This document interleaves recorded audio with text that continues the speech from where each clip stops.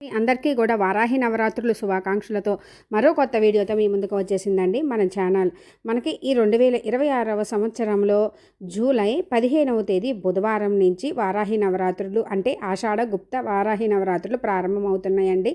మరలా మనకి నెలలో 23వ తేదీ నవమి తేదీతోటి ముగుస్తాయి. వీడియోలో రెండవ రోజు అంటే నవరాత్రులలో రెండవ రోజు గురించి తెలుసుకుందామండి. నవరాత్రులలో ఒకరైనటువంటి వారాహి అమ్మవారు లలిత అమ్మవారికి సర్వ సైన్యాధ్యక్షురాలు. ఈ అమ్మవారిని ఈ 9 రోజులు కూడా భక్తి శ్రద్ధలతో నియమనిష్టలతోటి ముఖ్యంగా మనస్ఫూర్తిగా పూజించినట్లయితే ఆ అమ్మానుగ్రహంతో సకల ఐశ్వర్యాలు కలుగుతాయి, శత్రుబాధలు తొలగిపోతాయి, భూ సమస్యలు పరిష్కారం అవుతాయి. అనుగ్రహంతో ఆయురారోగ్యాలు అష్టైశ్వర్యాలు కలగడమే కాకుండా ఆ ఇంట్లో అనుగ్రహంతో సర్వ సుఖాలు కూడా కలుగుతాయండి. వారాహి నవరాత్రులలో రెండవ రోజు జూలై 16వ తేదీ గురువారం అండి. ఈ రోజు వచ్చేసి తిథి విధియా తిథి, నక్షత్రము ఆశ్లేష నక్షత్రము.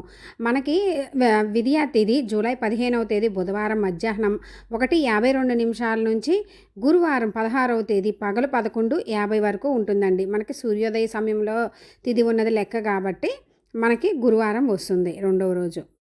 అమ్మవారిని నవదుర్గల రూపంలో పూజించేవారు బ్రహ్మచారిణి దేవిగాను, వారాహి రూపంలో పూజించేవారు బృహవారాహి దేవి రూపంలోను, అష్టమాతృకల రూపంలో పూజించేవారు బ్రాహ్మీ దేవిగా అమ్మవారిని పూజిస్తారండి. ఈరోజు నైవేద్యంగా పులిహోర, కట్టె పొంగలి, పానకం, వడపప్పు, దానిమ్మ గింజలు ఇంకా దుంపలు, భూమిలో పండేటటువంటి దుంపలు ఏవైనా సరే అమ్మవారికి నైవేద్యంగా సమర్పించవచ్చండి. ఈ నైవేద్యమే అని కాదు, ఏ నైవేద్యమైనా సాత్వికంగా పెట్టాలి.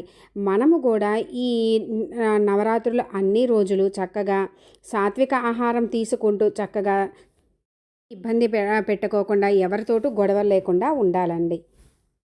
పువ్వులు గులాబీ పువ్వులు, ఎర్రని పువ్వులు, చీర రంగు పసుపు రంగు.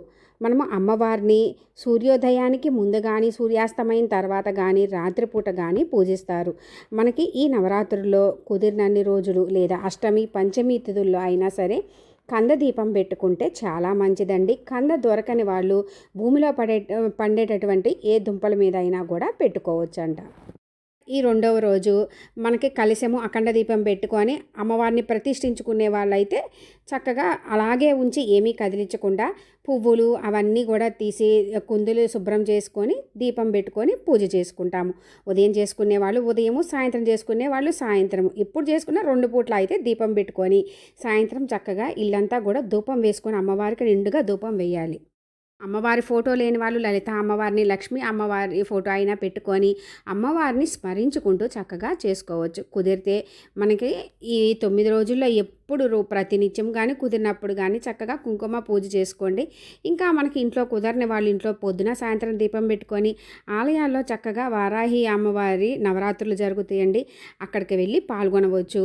రోజుకొక దండగా చక్కగా ఈ తో పసుపు కొమ్ములతోటి నిమ్మకాయలు, శనగలు ఇలా ఏదో ఒక మాల మన చేత్తో స్వయంగా గుజ్జుతూ అమ్మవారిని తలుచుకొని కట్టి తీసుకువెళ్ళి ఆలయంలో ఇస్తే అమ్మవారికి వేస్తారండి. స్నానం చేసి శుభ్రమైన దుస్తులు ధరించండి. ఇంకా అమ్మవారిని పసుపు కుంకుమ గంధము పుష్పాలతోటి పూజించుకోండి. సంబంధించిన వారాహి అష్టోత్తరము, 12 నామాలు, మూలమంత్రము అమ్మవారికి సంబంధించినవి చదువుకోండి ఫ్రెండ్స్. ఇదండి రెండవ రోజుకి సంబంధించింది. అమ్మని చక్కగా భక్తి శ్రద్ధలతో పూజించుకొని అమ్మ అనుగ్రహంతో మీకు అన్నింటా విజయం చేకూరాలని కోరుకుంటున్నాను ఫ్రెండ్స్. Thanks for watching.